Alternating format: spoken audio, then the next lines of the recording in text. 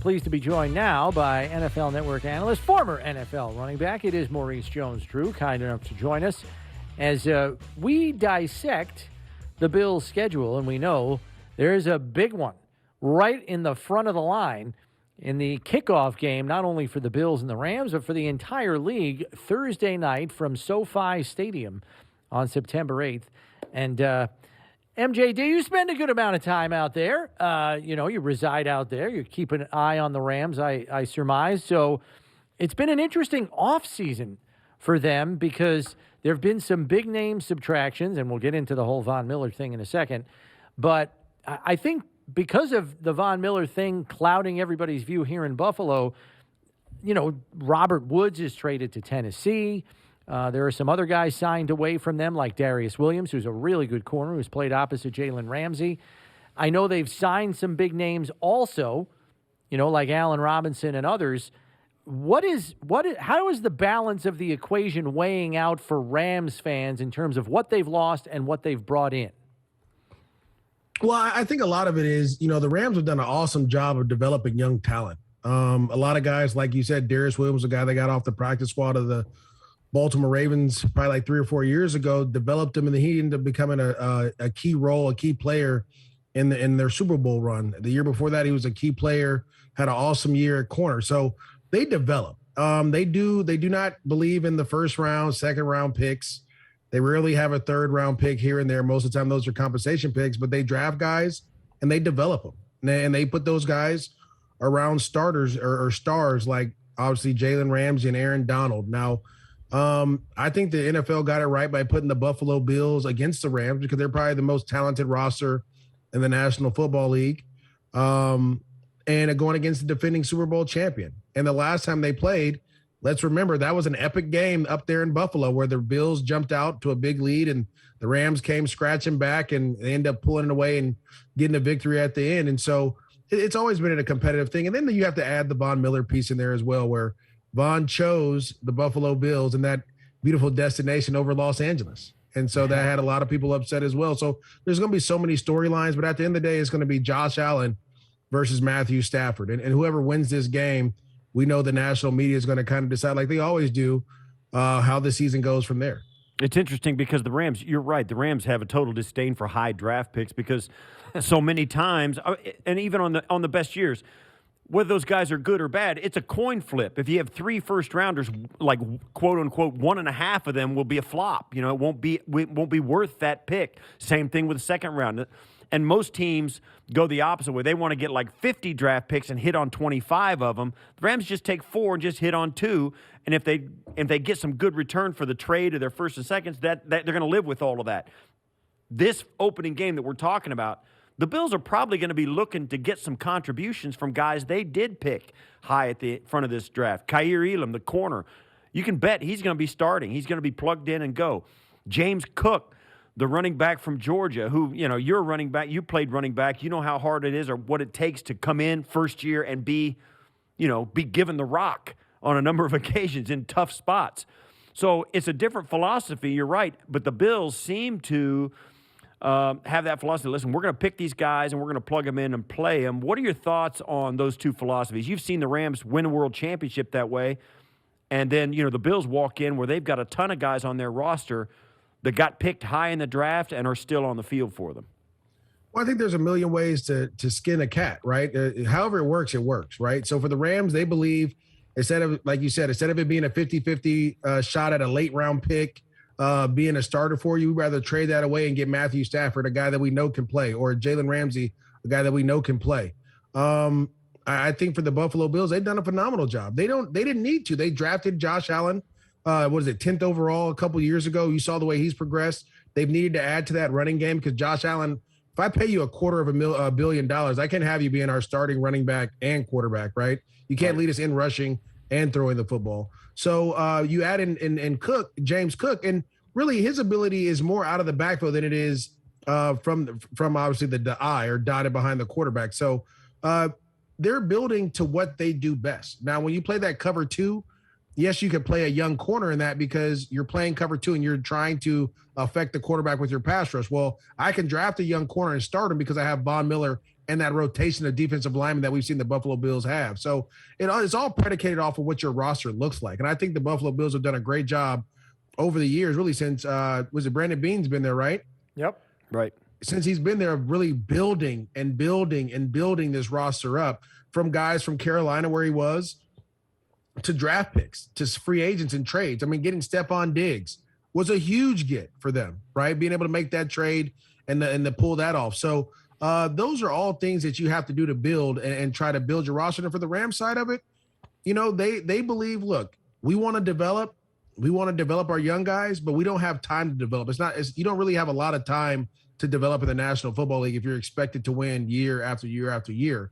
When McVay first got there, the expectation was winning a championship and finding a way to get there. He got there one year, figured out that, they needed a little bit more in certain positions to do it. They made trades to really go after those guys, and it paid off. And so this first game is going to be awesome. I mean, let's just talk about it real quick. 2 high-powered offenses, 2 great defenses who give up some, but they're so explosive defensively, they can turn picks to touchdowns. They can get after the quarterback. And so it's going to be exciting to see. And then, to be honest, if you look at both of these teams, where are the question marks? The offensive line, right? For the Rams, you lose Andrew Whitworth. And you probably have to plug in a guard, a rookie guard to play. Mm-hmm. You lost a couple other guys. And for the Bills, that's been the suit. Can they run the ball? Have they been able to run the ball? And a lot of it's been on the offensive line creating holes. So it's going to be exciting to see how both teams kind of shore this up and then how they're able to go out and play. You mentioned Von Miller already, Maurice, and I'm just curious, since you have boots on the ground out there, when he comes in September 8th with the Bills, is he going to be like public enemy number 1? How much animosity was out there after he chose Buffalo over LA on the part of the fan base? I think a lot of people, it's LA, right? So LA is all about winning championships, and Vaughn came and brought that, and I think people are more thankful for him coming in and being part of that championship run where he had a sack in the last 6 or 7 games and crucial sacks at that. Then they say, we're upset, right? How can you be upset with someone taking the money that the Buffalo Bills gave them? And I think that's kind of how they see it. Now, from a competitive standpoint, yeah, we're frustrated. We're upset, right? Because, if we have Vaughn back, we have a chance to repeat. But again, the Rams understand that. They have pieces that they want to continue to build around and give opportunity. They have a lot of young guys there that can go. I think you'll see a lot of hugs and kisses and happy for them. And then once the game goes, they'll probably get chipped a bunch of times by the running backs and some different things to happen, right? So it's one of those things. Vaughn's a tremendous player. And I say this. What he did is best for Vaughn, and that's beautiful because Vaughn's legacy, if the Buffalo Bills win a championship, is going to be one of the top ever in the National Football League. I know Tom Brady's won 7 rings. For Vaughn to win 3 with 3 separate teams and be the reason and be one of the reasons why or the reason why that's tough to deal with. Yeah, I think you're right. It's a historic move by him, and it gives him a chance at something nobody else or not very many guys have done. I mean, Matt Millen as a linebacker did it with the 49ers, the Redskins, and the Raiders. Vaughn would be the second guy in history to do that. I think it's a huge step for him, and I think you're right. It's hard to argue with him. One of the things I wanted to ask you about was we see on the defensive side guys coming into the league who are kind of positionless guys, playing safety slash linebacker slash slot corner slash corner. What are your thoughts on the offensive side of combating that with a guy like a James Cook or an Alvin Kamara or a Deebo Samuel, some of these guys that can play wide out and running back, be big enough and hardy enough maybe to take a handoff, not too many, but some, and also split out wide and run routes like a wide out, and so they can move them around, line them up, and force the defense to make decisions with personnel and how they're going to match up. Are we seeing more and more and more of that? Oh, yes. I completely believe that the game of football, I used to think it was checkers, right? Look, you get your 11 guys, you go out there, you're better. That's what it used to be. We're just better than they are executing what we do. Now the game has turned to chess, where you have these pieces that we call weapons, right? So James Cook, just like his brother, can play from the backfield, but he can line up at wide receiver, as we saw at the University of Georgia, where he runs past one of the top corners in Michigan with ease.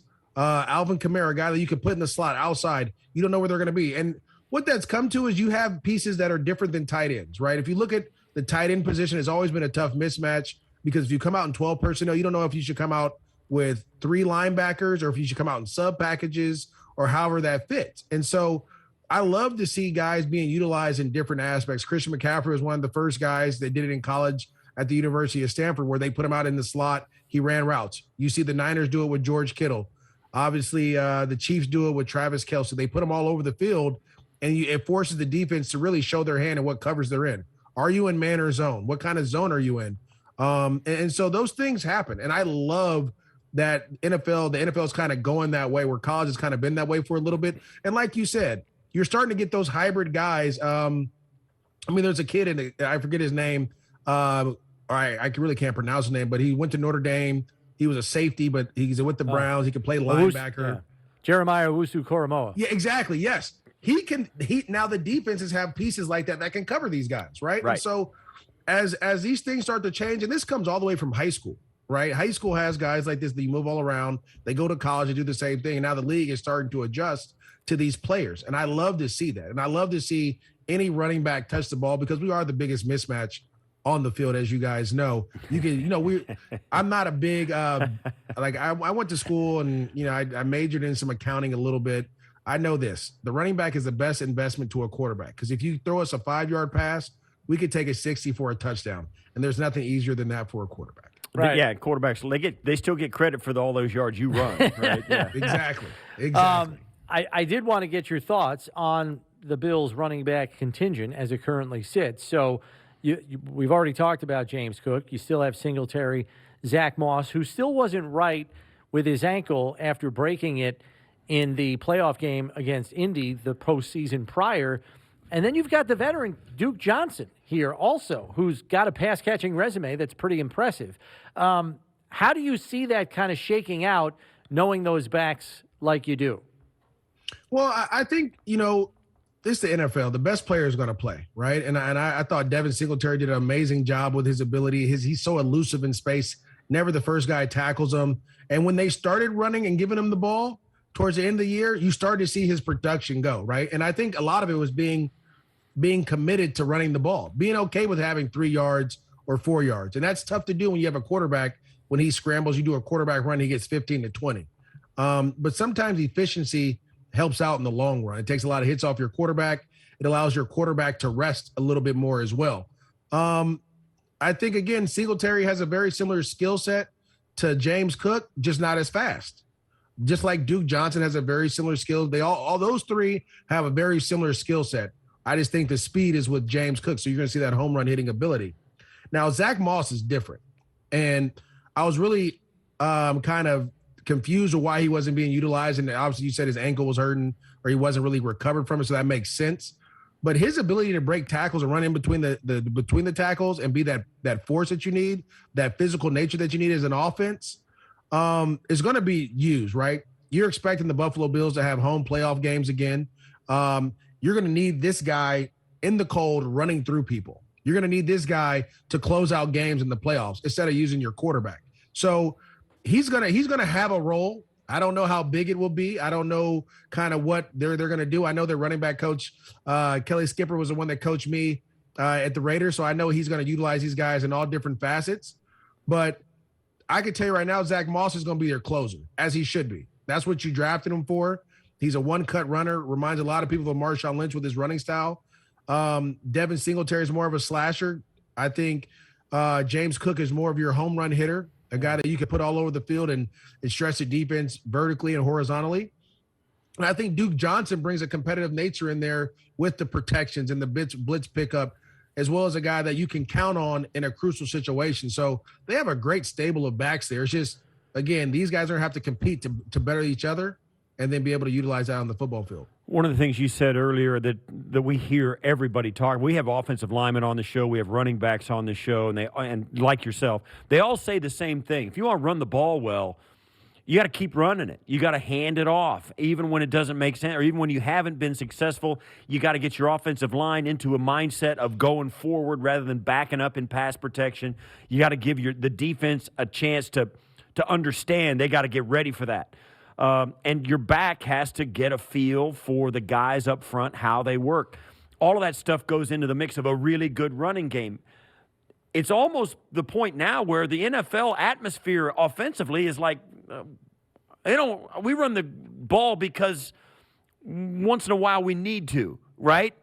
Particularly in the AFC. You're hurting him right now with this conversation. I know. Oh, no, you're not hurting me. True. Trust me. I look at the Rams all the time. This is a necessary evil for the Rams. Don't worry about it. Think about it, and let's just go, you go down the list. You got, and let's start with the 1 seed. You got, certainly the Tennessee Titans last year were a different kind of team, right? They got it done, and they were the 1 seed, although they were one and done. Then you go through these other teams: Mahomes, Josh Allen, Joe Burrow, Derek Carr. Then last year you had Ben Roethlisberger. Now you got Matt Ryan in Indianapolis, Tua, Justin Herbert, Deshaun Watson, Lamar, Russ Wilson. I mean, you got some guys that can sling it and who are known for it. And that's just the AFC. That's just one conference. So all of a sudden you got this league that has made it almost impossible to play good, hard-nosed physical defense because you can't touch these guys. Right. And then on the flip side of that, you say, well, you want to have a hard-nosed running game. But it's so this game is almost, at times, like that Chiefs game, Bills game, it almost turned into a 7-on-7 game. How do you balance that with staying physical and taking enough time and effort and touches to give it to the running back? Well, I'll say this. I think every quarterback has a pitch count. And even with the Rams, when I call the Rams games and I see throughout the National Football League, there was a stretch in like November that the Rams didn't win a game. There was a stretch in December where they were struggling a little bit. And it was all because they couldn't run the football. And as we know, as good as these quarterbacks are, they need a break every now and then on the football field. And to be honest, majority of them have a pitch count or a throw count of like 28 to 32 throws in a game is kind of like the sweet spot for the really good quarterbacks. If you're not really good, then it drops down to like 22 to 25. And so the reason I say that is you don't want your quarterback exposed to different coverages. You don't want your quarterback to have to read all these different things and blitzes and because it's a lot on his plate. When your quarterback can just turn around and hand the football off and it's like a play where he can take a break, right? Deep breath. It kind of helps them out a little bit more. And so, yes, that Bills-Chiefs game, amazing. I mean, they were going back and forth and it was awesome. But then look what happened to the Chiefs the next week. They're up by 21, or I think it was 24-3 or whatever it might have been, 21-3 or whatever it was. And they stopped running the football. They kept trying to throw the football. And you threw the other team back into the game. And so that's where you need a running game. It's very simple. I coach youth football, and we won a championship this last year. And, I had some parents upset because we didn't throw the ball as much in the championship game. I said, well, we were up 22-0. Why throw the ball? I really should have went out there and just took a bunch of knees, to be honest with you, and close out the game, because at the end of the day, it's about winning. It's not about stats. It's not about points. It's about winning the ball game. And so when you look at a lot of these teams, i.e. the Arizona Cardinals, when they were rolling, James Conner was going crazy in the middle of the year when they were undefeated. James Conner was getting 25 to 30 touches a game. He was running, and they were unstoppable. The back half of the season, they started throwing the ball a little bit more. Quarterback started getting hit a little bit more. He started getting exposed to different coverages. He started to struggle trying to read them. They didn't look the same. And so a lot of times, and again, and let me say this too, because a lot of these coaches, these OCs, what are they trying to get? Head coaching you guys job, know? Yeah. Head coaching job. Right. So they're trying to showcase their offense, but I feel like if you win, you'll get a head coaching job. And so I think eventually the tide will turn. There's just a lot of really good quarterbacks in the National Football League right now, especially in the AFC. But eventually someone's going to have to run the ball in order to win games, and we'll see which team does it first. So in your experience and expertise, and I'll just let you explain this for some of the viewers who may wonder about it, explain exactly what being able to and being committed to running the football does to the defense that you're facing and why it's a plus. So if you're a running team, you're going to see what we call loaded box, 8 guys in the box, which means they only can run 2 coverages. Cover 3, which is a zone. There'll be 4 guys underneath, 3 guys over the top, or they have to play cover 1 man, which then allows your quarterback to play fast, right? You can really design plays that attack those coverages. If you can't run the ball and you have to see what we call, a 2-shell look, a 2 safety look, there's way more coverage that you get. You can get cover 2, you can get cover 3, you can get man-to-man, you can get cover 4, you can get cover 6, you get cover 8, you can get bracket, you can get palms coverage. There's so many more coverages for your quarterback to have to think about and be able to read. And so when you can run the ball and be efficient and force that defense to put that 8th guy in the box, it allows everyone to play fast. I kind of do it to like a test. If you prepare, let's say if a teacher tells you, look, these 2 chapters are what you have to study for the test. Like, okay, that's easy. I know what cover 1 and cover 3 are going to be. I can study for that. I know my answers to those questions. But what if the teacher goes at the end of the year, we're going to have a test on everything? You have to study all the way from day 1 to the last day of class to figure out which answer, what questions are going to be on the test. It's just so much more for you. And most likely you're not going to do as well because you haven't narrowed down what you need to study for. So to me, it's very simple. If you can be efficient, and I'm not saying being an explosive running game or a committed running game, an efficient running game, which is 4 yards on first down, second down, or it's 4 yards or more on first down, second down, half the distance to get the first down, and then third down, getting the first down, that forces the defense to have to bring that extra guy in the box to stop you, which then opens up your passing game in the long run and play action pass. Yeah. And that's why the Bills are still committed to running it, because they know with Josh Allen's arm, you're going to see 2 safeties 20-something yards down the field on a lot of snaps, especially when they throw it as much as they do on first down each of the last 2 years. Maurice, it's been great talking to you. We really appreciate the time. Look forward to seeing you out there in September, week 1. No problem, guys. It's going to be a great one.